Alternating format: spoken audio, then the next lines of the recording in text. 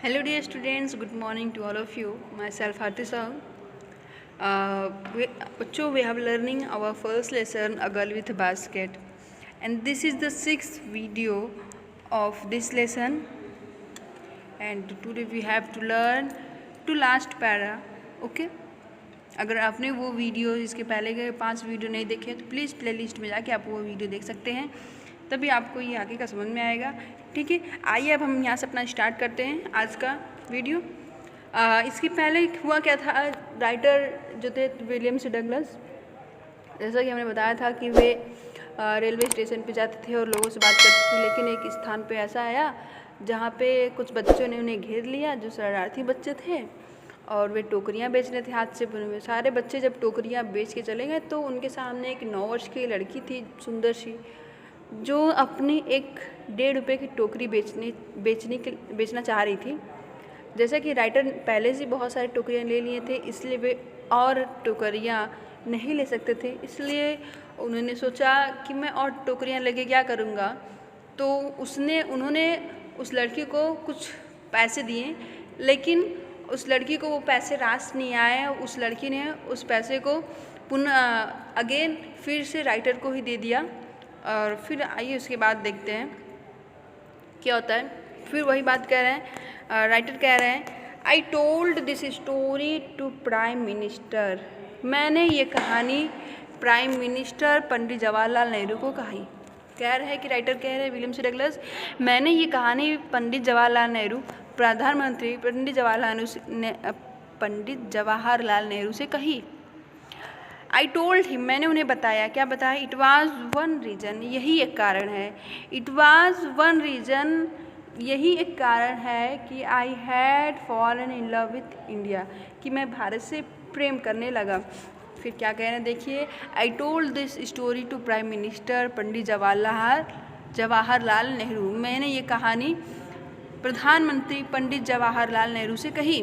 मैंने उन्हें बताया कि यही एक कारण है जिसके कारण मैं भारत से प्रेम करने लगा।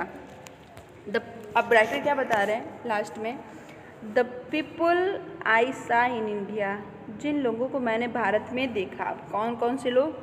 दोज इन विलेज, चाहे वे गांव में रहने वाले हों, या दोज इन हाई ऑफिस, या चाहे वे उच्च पदों पे रहने वाले हों। कह रहे हैं मैंने भारत के लोगों को देखा, चाहे वो गांव के हो या चाहे वो बड़े बड़े दोज इन हाई ऑफिस मतलब ऊंचे पदों पे हों।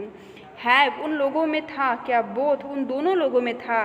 प्राइड एंड लिवली, प्राइड गर्व एंड लिवली सेंस मतलब उत्साह वाली भावना। ऑफ डिसेंसी मतलब होता है शिष्टाचार। सिटीजनशिप मतलब होता है नागरिकता।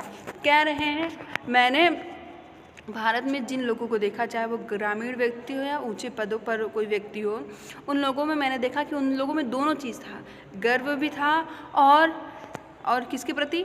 शिष्टाचार और नागरिकता के प्रति उनकी उत्साहपूर्वक उनकी भावना थी। उनमें ये शिष्टाचार और नागरिकता के प्रति उत्साह वाली भावना थी।